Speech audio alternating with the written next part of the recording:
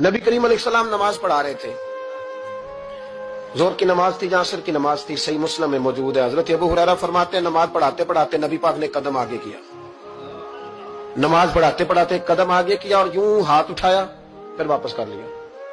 اب نماز پڑھ کے نا تو سلام پھیرا تو صحابہ عرض کرنے لگے یا رسول اللہ صلی اللہ علیہ وسلم، وہ نماز میں پیر بھی آگے کیا تو ہاتھ بھی اٹھایا، تو وجہ کیا تھی؟ پہلا سوال تو یہ ہے کہ آپ لوگ نماز پڑھ رہے تھے یا حضور کو دیکھ رہے تھے؟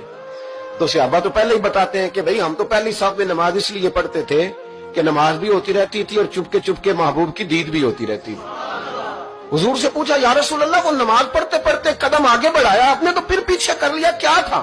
اور ہاتھ اٹھایا تو پھر آپ نے نیچے کر لیا۔ تو نبی کریم فرمانے لگے نماز پڑھاتے پڑھاتے جب میں نے کہا نا سمی اللہ لمن حمیدہ، اچانک میری نظر اٹھی تو جنت میں چلی گئی، نظر اٹھی تو جنت میں، تیرے لیے 2-4 قدم عرش بری ہے۔